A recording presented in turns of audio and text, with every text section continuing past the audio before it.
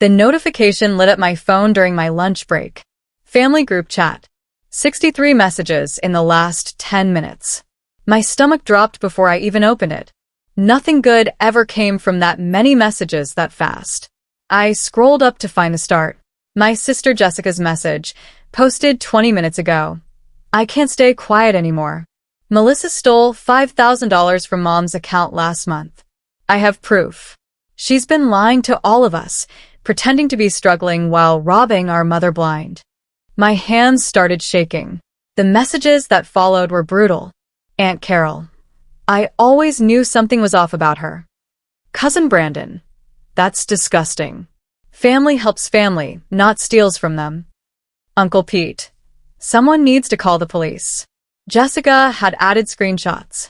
Bank statements showing withdrawals from Mom's account. Dates, amounts, everything. My name wasn't on them, but she'd labeled them with arrows and notes. Melissa visited these exact dates, and she's the only one with access. I sat frozen in the teacher's lounge, my sandwich forgotten. 37 family members were reading these lies right now, believing them, turning against me. And I couldn't defend myself yet. Not until I got home. Not until I accessed the folder hidden in my closet that would destroy Jessica's perfect lie completely. I'd known this was coming. Not the exact accusation, but something. Jessica had been circling for months, making comments about my mysterious financial situation, asking pointed questions about how I afforded things on a teacher's salary. She'd been building toward this moment, and I'd been documenting everything waiting. What she didn't know was that Mom and I had planned for this exact scenario. 6 months ago, Mom had called me in tears. Jessica's been taking money from my account. Small amounts at first, but it's gotten worse. She thinks I don't notice, but I see every transaction. Mom was 71, sharp as ever despite Jessica's implications otherwise. I confronted her last week. She denied everything, said I was confused. She actually used the word senile. Melissa, your sister called me senile. We'd set up a trap, changed passwords, added security measures, installed cameras. And we documented everything. Every lie Jessica told, every manipulation, every actual theft. Mom wanted proof before confronting the family. She knew they'd take Jessica's side, the successful real estate agent with the perfect marriage and designer life, over mine or hers. When she makes her move, Mom had said, we'll be ready. That move had apparently arrived. My phone kept buzzing. More family members joining the pile-on. Jessica's husband Derek. We've been worried about this for months. Glad it's finally in the open. My brother Colin. Melissa, you need to explain yourself. This is serious. Even people I barely knew were commenting. Second cousins, family friends, people who hadn't spoken to me in years. All of them ready to believe the worst. Jessica had timed this perfectly, posting during the workday when she knew I'd be teaching and unable to respond immediately. I wanted to scream, to type out furious denials, but Mom's voice echoed in my head, wait until you can post the full truth. Don't give her ammunition for a second attack. Let her think she's won. So I waited. The longest 3 hours of my life, watching my reputation disintegrate in real time. Teachers came and went in the lounge. I smiled, nodded, pretended to grade papers. Inside, I was burning. Finally, the dismissal bell rang. I gathered my things with hands that wouldn't stop trembling, drove home carefully despite wanting to speed, unlocked my apartment door, and went straight to my closet. The folder was exactly where I'd left it, thick with documentation. But that wasn't what I needed most. I needed the photo. The one that would end this in a single image. I pulled out my laptop and opened the family group chat on the bigger screen. 89 messages now. Jessica had added more screenshots, more evidence. She'd even posted a tearful video. I'm heartbroken to expose my own sister, but Mom deserves justice. We all deserve to know the truth. Her performance was flawless. Tears at exactly the right moments, voice cracking with emotion. She'd missed her calling as an actress. The comments praised her bravery, called her a hero for protecting Mom, demanded I be prosecuted. I opened my photos folder. Found the image from 3 weeks ago. Mom had insisted on documentation, and this photo was perfect. Crystal clear, date stamped, undeniable. I attached it to the chat with a simple message. Since we're sharing evidence, here's some truth. The photo showed Jessica sitting at Mom's computer, Mom's checkbook open beside her. But that wasn't the damning part. The damning part was the security camera visible in the corner, the one Jessica didn't know existed, its red light clearly recording. And the timestamp. Last Tuesday, the date of the most recent theft Jessica had attributed to me. I added a second message. Mom's been documenting everything for 6 months. Would you like to see the rest? The chat went silent. Completely silent. For the first time in 4 hours, no new messages appeared. I could almost feel the collective shock, the scrambling to understand what they were seeing. Then, suddenly, messages exploded. Uncle Pete. Wait, what is this? Aunt Carol. Jessica. Explain this photo. Cousin Brandon. Is that you at Mom's computer? Jessica responded quickly. That's taken out of context. I was helping Mom with her bills. She asked me to. I posted the next photo. Jessica, same position, clearly filling out a check. The memo line visible. Cash. Made out to herself. Mom wasn't in the frame because Mom was hiding in her bedroom, letting Jessica believe she was alone. Mom asked you to write yourself cash checks? I typed. Interesting. Because here's a video from the same day. I uploaded a 15-second clip. No audio needed. Jessica, looking around nervously, forging Mom's signature, ripping the check out carefully, sliding it into her purse. All captured in perfect clarity by the camera she'd never noticed hidden on Mom's bookshelf. The chat exploded again, but the tone had completely shifted. Aunt Carol. Oh my God. Uncle Pete. Jessica. What the hell? Colin. I don't understand. You said Melissa was stealing. Jessica tried damage control. This is a setup. Melissa must have edited these. She's trying to frame me because I exposed her first. I'd anticipated that response. Posted another video. This one showing Jessica accessing Mom's online banking, transferring money to her own account. Date stamp clearly visible, 2 months ago. Then another clip from a month before that. And another from 3 weeks prior. 6 months of documentation. I typed. 53 separate incidents. Total amount stolen. $22,000. Mom has been aware of all of it. We've been building evidence for police and lawyers. That got everyone's attention. 53 incidents. $22,000. The numbers were staggering, undeniable. Jessica's story crumbled under the weight of video evidence. Derek posted, Jessica, I'm at work. My phone is blowing up. What is happening? So her husband didn't know. Interesting. I wondered what else Derek didn't know about Jessica's finances. Where had $22,000 gone that her successful real estate agent's salary couldn't cover? Mom finally joined the chat. Her message was brief. Jessica has been stealing from me for 8 months. When I confronted her, she called me senile and threatened to have me declared incompetent. Melissa helped me document everything. We're pressing charges tomorrow. The chat went absolutely silent again. I let the silence stretch, watching the typing indicators appear and disappear as family members struggled with responses. They'd been so quick to attack me, so eager to believe Jessica's lies. Now they had to confront what they'd done. Aunt Carol broke first. Melissa, I'm so sorry. I should have asked for your side before commenting. Uncle Pete, I apologize. That was wrong of me to jump to conclusions. The apologies trickled in slowly, awkwardly. Some people left the chat entirely, too embarrassed to face what they'd participated in. Others tried to backtrack, claiming they'd never really believed Jessica anyway, despite their earlier messages proving otherwise. Jessica posted frantically, You're all believing edited videos? Melissa has always been jealous of me. She's manipulated Mom against me. Can't you see that? I posted another photo. This one showed Jessica's text messages to Mom from 2 months ago. If you tell anyone about the money, I'll tell them you have dementia. Nobody will believe you. They'll put you in a home. The threats were clear, cruel, calculated. Mom had screenshot everything before we changed her phone password. We'd known Jessica would eventually try to delete evidence. We'd made sure she couldn't. Colin messaged privately. Melissa, I'm so sorry. I should have called you first.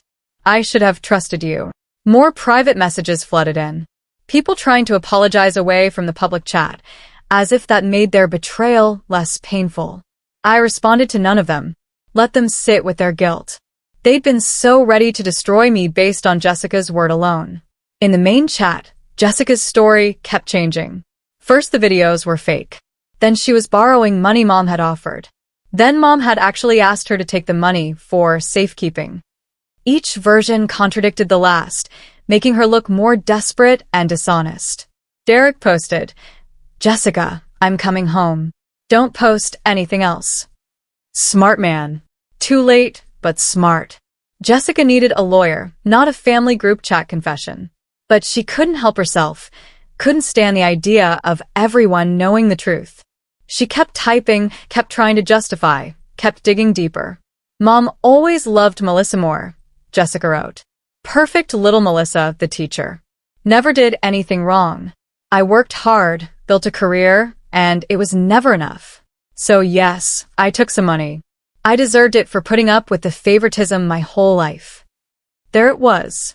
The real reason. Not financial need, resentment. Jessica's perfect life apparently wasn't enough. She needed to punish Mom for perceived wrongs from childhood. Aunt Carol responded, That doesn't justify theft, Jessica. Or framing your sister.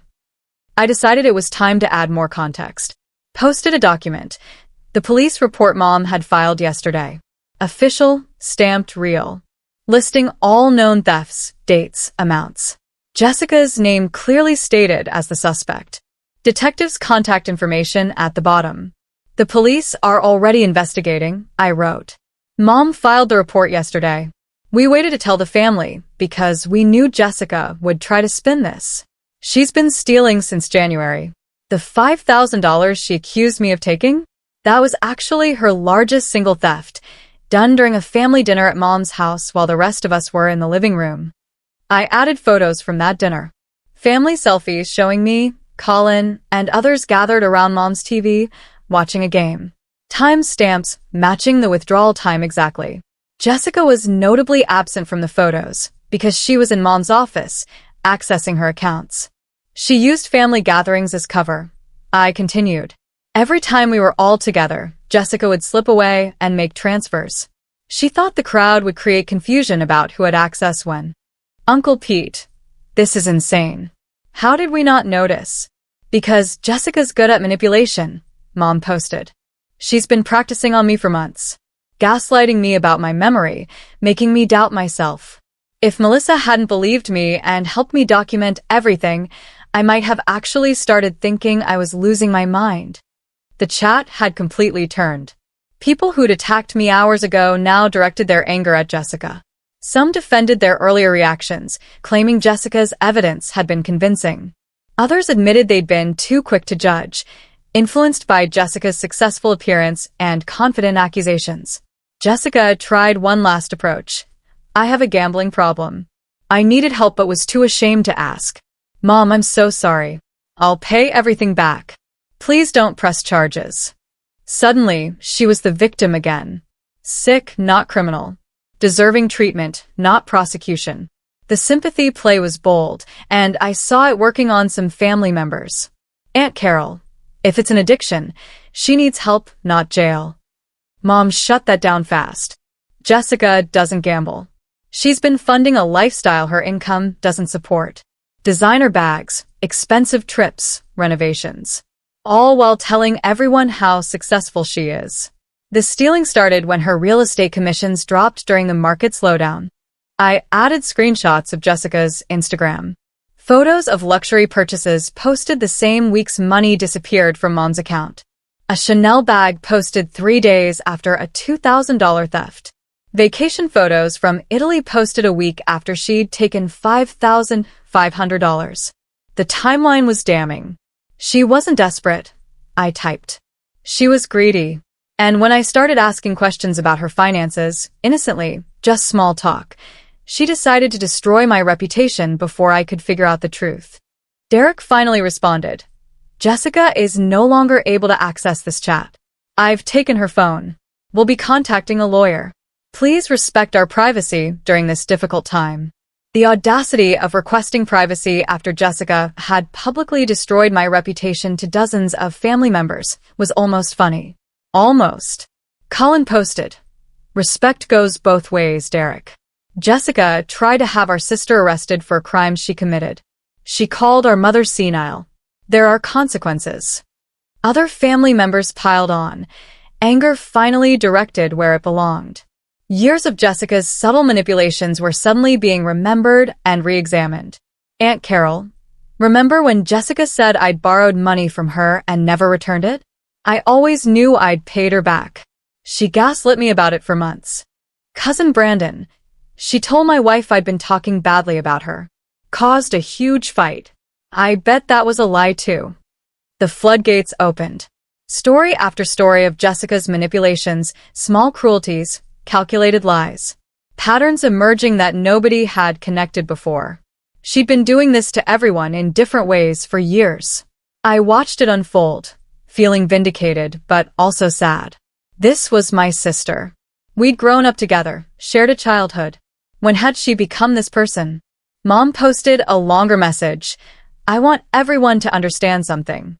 I don't think Jessica started out malicious. I think she built a life she couldn't afford, made choices she couldn't undo, and instead of being honest, she dug herself deeper. The woman I raised is somewhere under all these lies. But the woman she's become needs to face real consequences. Not because I don't love her, but because I do. Accountability is the only path back to who she used to be. The message was gracious, more gracious than Jessica deserved. But that was Mom. Always seeing the best in people, even when they'd hurt her deeply. Private messages continued flooding my phone. Apologies, questions, people wanting the full story. I ignored most of them. The people who mattered, Mom, Colin, a handful of real friends, already knew the truth. The rest could sit with their guilt. One message stood out though. Derek. Melissa, I had no idea about any of this. The money, the lies, none of it. I'm horrified. Please tell your mom I'll ensure Jessica gets help and makes restitution. I'm so sorry. I believed him. Derek had always been decent, if a bit oblivious. Jessica had probably hidden everything from him too, maintaining her perfect image at all costs. I responded simply, "Thank you. Mom will appreciate that." That evening, I sat with Mom in her living room, both of us exhausted from the day's drama. My phone had finally stopped buzzing constantly, the family chat quieting as people processed everything. You handled that perfectly, Mom said, squeezing my hand. Waiting until you could post everything at once. Not letting her control the narrative. You taught me that. You taught me to document, to be patient, to wait for the right moment. I leaned against her shoulder. I'm sorry it came to this. I'm sorry she hurt you. I'm sorry she tried to hurt you. Framing you was unforgivable. Mom's voice hardened. I could forgive the stealing from me. Money can be replaced. But trying to destroy your reputation? Making our family turn against you? That's what I can't get past. We sat in silence for a moment. Then Mom said, the detective called. They have enough evidence to charge her. It'll go to court unless she pleads guilty and agrees to restitution. How do you feel about that? Sad. Angry. Relieved it's over. She sighed. Mostly sad. I keep thinking about little Jessica, the sweet girl who used to pick flowers for me. Where did she go? I didn't have an answer. People changed, sometimes in ways we couldn't prevent or understand. The next few days brought more revelations. Derek filed for separation, his lawyer discovering that Jessica had taken money from their joint accounts too. Apparently, the $22,000 from Mom was just part of a bigger financial mess. Jessica had credit card debt, personal loans, unpaid bills, all hidden from her husband and family behind a facade of success. Aunt Carol called me directly. I owe you a real apology, face to face. Can we meet for coffee? We met at a quiet cafe downtown. She looked older than I remembered, tired and upset. I believed her immediately, she started. I didn't even question it. I'm ashamed of myself. Why did you believe her so quickly? I asked, genuinely curious. She stirred her coffee, thinking. Because Jessica's always been impressive. Successful career, beautiful home, perfect image. You're a teacher, living simply, never bragging about anything. When she said you were stealing, it fit a narrative about desperation. I'm so sorry. That was lazy thinking and unfair judgment. I agreed. Not letting her off easy, but appreciating the honesty. Your mom said you've been documenting for 6 months. That must have been hell, knowing what Jessica was doing and having to wait. It was. But Mom was right. If we'd confronted her without proof, she would have twisted it. Made us look crazy or vindictive. Aunt Carol nodded slowly. She's done that before. Made people doubt themselves. I see that now. She reached across the table. I hope you can forgive me eventually. I don't expect it today, but I hope there's a path back. I considered her words carefully. The people who apologized privately, who tried to save face away from the group chat. Those relationships are probably done. But you're here, being honest, not making excuses. That counts for something. She looked relieved. Thank you. That's more than I deserve. We talked for another hour.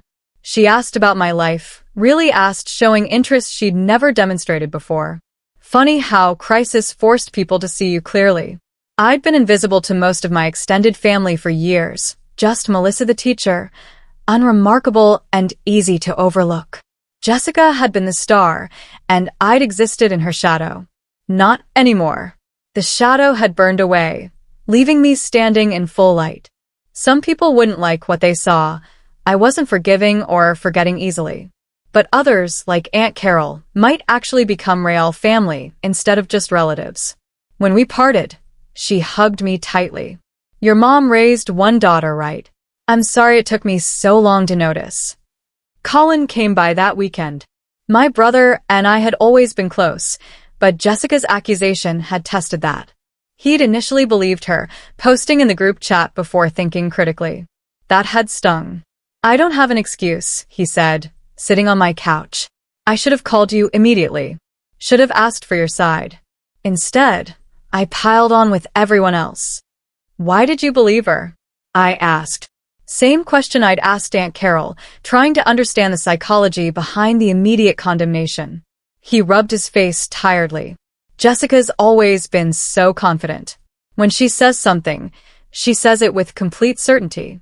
And you've always been quieter, more reserved. When she presented evidence, I didn't think to question it. So loud and confident beats quiet and honest. That's not fair, he protested, then stopped. Actually, that's exactly fair. That's exactly what happened. I'm sorry, Melissa. You deserved better from me. I studied my brother. He looked genuinely remorseful, not just embarrassed about being wrong. I accept your apology. But Colin, this showed me something about our family dynamics. Jessica's been manipulating all of us for years, and we let her because she was successful and polished. I know. I've been thinking about that a lot.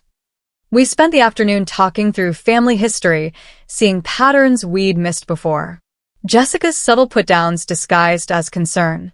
Her way of positioning herself as the successful sibling while making me feel less than. The competition I'd never wanted to participate in but had been forced into anyway. She used to tell people you were still figuring life out, Colin remembered. Even after you'd been teaching for years. Like your career wasn't real, because it wasn't flashy. And when I bought this apartment, she told everyone I needed Mom's help with the down payment. I didn't.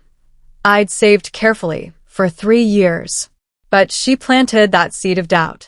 We compiled a list of Jessica's manipulations, not to punish her further, but to understand how we'd all been influenced. The pattern was clear. She'd maintained her position as the golden child by subtly diminishing everyone else. And we'd let her, not recognizing the manipulation until it was exposed by something too big to hide. What happens now? Colin asked. With Jessica, with a family, with everything? Jessica faces consequences. Legal, financial, social. She destroyed those bridges herself. I paused. As for the family, people are either willing to do the work of real relationship or they're not. I'm done with surface-level connections that disappear the moment someone lies about me. The criminal case moved forward quickly. Jessica's lawyer negotiated a plea deal. Guilty plea, 5 years probation, full restitution to mom, mandatory financial counseling. No jail time, which mom had requested. I want her to get help, not just punishment, she told the prosecutor. Derek followed through on separation proceedings. His lawyer discovered Jessica had taken nearly $50,000 from their joint accounts over 2 years, all spent on maintaining her image.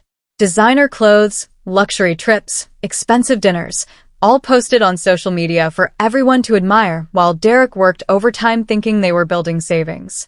She created an entire fake life, Derek told me when he came to pick up documents mom had compiled. Everything was for show. The perfect marriage, the successful career, the enviable lifestyle. None of it was real. He looked devastated, and I felt sympathy despite everything. He'd loved Jessica, or at least the version of her she'd presented. Discovering it was all performance had shattered him. Did you know her commissions had dropped? I asked gently. No. She told me she was having her best year ever. I saw bank statements. I thought our money was from her sales.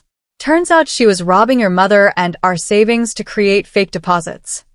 The family group chat had mostly died after the revelation. A few people posted occasionally, birthday wishes, holiday plans, but the dynamic had permanently shifted. Trust, once broken so spectacularly, couldn't be easily rebuilt. Some family members tried to move on quickly, treating the incident like an unfortunate misunderstanding rather than a deliberate character assassination. Those people, I kept at arm's length. Their apologies had been perfunctory, more about social obligation than genuine remorse. Others, like Aunt Carol and Uncle Pete, made real efforts. They called regularly, invited me to small gatherings, showed consistent support.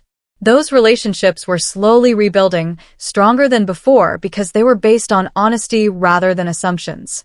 Mom handled everything with remarkable grace. She attended Jessica's sentencing, sitting in the courtroom as Jessica tearfully apologized to the judge. Afterward, Mom hugged her. I love you, but you need to face what you've done and become someone better. Jessica didn't respond, just cried harder.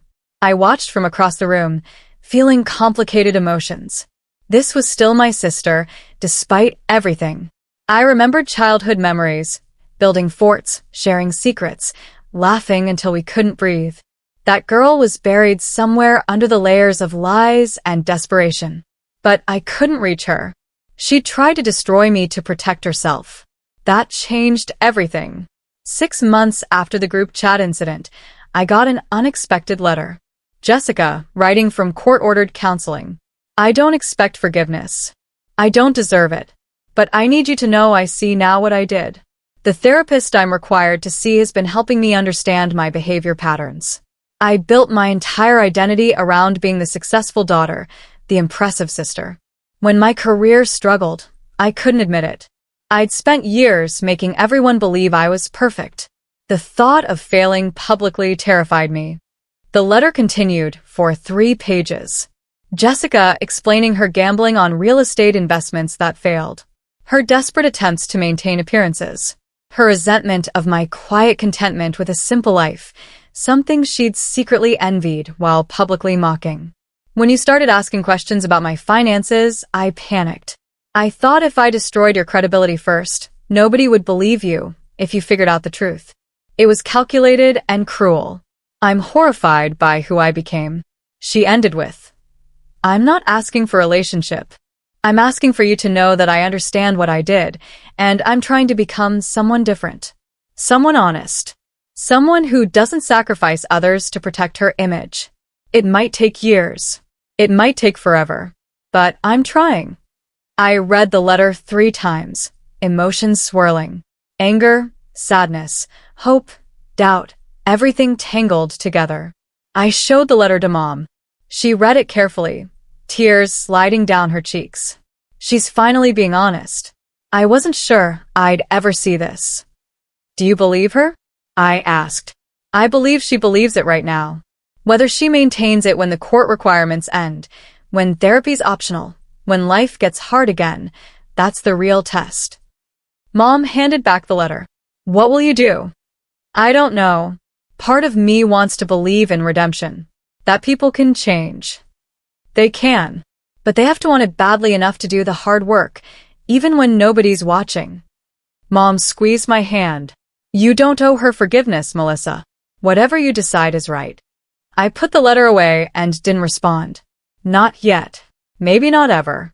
Jessica had tried to destroy me, had succeeded in turning dozens of family members against me in moments. That wound needed more than 6 months and a therapy-mandated apology to heal. But I didn't close the door completely either. I kept the letter, filed it away. Maybe someday, years from now, Jessica would prove through consistent actions that she'd actually changed. Maybe then we could have a conversation. Or maybe not. And that would be okay too. A year after the incident, the family group chat had evolved into something different. The people who remained were those who'd done the work of real apology and relationship building. The performative relatives had drifted away, uncomfortable with the new dynamic that required authenticity. Mom was thriving. She'd joined a community center, made new friends, started painting classes. I spent so much energy managing Jessica's chaos, she told me. Now that I'm not, I have room for joy. Colin and I had grown closer. He'd learned from his mistake, becoming someone who asked questions instead of accepting easy narratives. We had dinner every week, real conversations about life beyond surface pleasantries. My teaching career continued steadily. I'd been nominated for a district award, recognition for my work with struggling students. Nothing flashy or Instagram-worthy, but deeply meaningful. The kind of success Jessica had never understood. Impact over image. Derek reached out occasionally, updating me on the divorce proceedings. Jessica was working a regular job now, slowly paying back the money she'd stolen. No more designer bags or luxury trips. No more fake perfect life on social media. She deleted all her accounts, apparently focusing on genuine recovery rather than performance. She asks about you sometimes, Derek said during one conversation. Wants to know if you're okay. Tell her I'm fine. Tell her I hope she's getting real help. I ran into cousin Brandon at a coffee shop. We hadn't spoken since the group chat incident, though he'd sent a brief apology text months ago. He approached hesitantly. Melissa, can we talk for a minute? We sat outside, awkward silence stretching between us. Finally, he said, I've been thinking about that day, about how quickly I turned on you. I'm ashamed. You weren't alone in that, I said neutrally. No, but that doesn't excuse it. I've been examining why I believed Jessica so easily. I think I wanted to believe someone could fall from grace. It made me feel better about my own struggles. He looked embarrassed. That's messed up, I know. His honesty surprised me.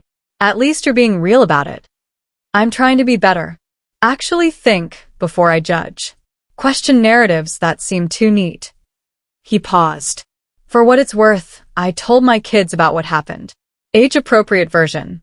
Used it as a lesson about mob mentality and thinking critically. That touched me more than expected. That's good, Brandon. Thank you. We talked for an hour, rebuilding connection. Not back to what it was. That relationship had been shallow anyway. But something new, more honest. He left saying, You deserved better from all of us. I'm glad you demanded it. 2 years after the incident, I attended a family wedding. Aunt Carol's daughter was getting married, and the extended family gathered for the first time since everything had exploded. Jessica wasn't there, still working through her probation and recovery, not ready for family events. People watched me cautiously, uncertain how I'd react to seeing them. I moved through the crowd with quiet confidence, talking to those who'd earned back my trust, politely distant with those who hadn't. During the reception, Uncle Pete made a speech. He mentioned family, loyalty, and learning from mistakes. Then he said something unexpected. The last few years taught me that real family stands by you, but real family also tells you when you're wrong. It's easy to support the loud voices, the confident ones. It's harder to ask questions, to demand truth, to protect the quiet people who are actually living with integrity. He looked directly at me. I failed at that. Others did too. But we're learning. And I'm grateful to those who had the courage to show us better. The room applauded. Mom squeezed my hand. Colin raised his glass toward me. It wasn't quite vindication. I'd already had that. It was something better. Recognition that I'd been right to stand up for myself, to demand better, to refuse to accept easy reconciliation without real change. That evening, I sat with Mom on the venue's patio, watching the sunset. You did it, she said softly. You stood your ground, demanded respect, and rebuilt on your own terms. We did it, I corrected. You were the one who had the wisdom to document everything, to wait for the right moment. She smiled. Your father used to say that truth doesn't need defending, just time. Eventually, lies collapse under their own weight. We just accelerated the process. My phone buzzed. A message from an unknown number. This is Jessica. I know you probably won't read this, but I wanted you to know I completed my counseling program. I'm 2 years sober from spending addiction. I have a small apartment and a normal job. No more fake life. It's terrifying and liberating. I'm not asking for anything. Just wanted you to know I'm becoming someone real. Someone who wouldn't hurt you. It's too late for us, I know. But maybe it's not too late for me. Thank you for forcing me to face consequences. I hated you for it at the time. Now I'm grateful. I showed Mom. She read it with tears in her eyes. What will you do? I looked at the message for a long moment, then typed, I'm glad you're doing better. Keep going. Someday, maybe we can have coffee. But not yet. I'm not ready, and that's okay. Her response came quickly. I understand. Take all the time you need. I'll be here, doing the work, becoming someone worthy of a second chance. No pressure. Just truth. I put my phone away and watched the sunset with Mom. The family that remained was smaller but stronger. The relationships that survived were real. And I was finally, fully seen, not as the quiet sister in the shadow, but as someone who demanded respect and got it. That was worth more than any perfect image Jessica had ever created. Truth, I'd learned, was always worth the fight.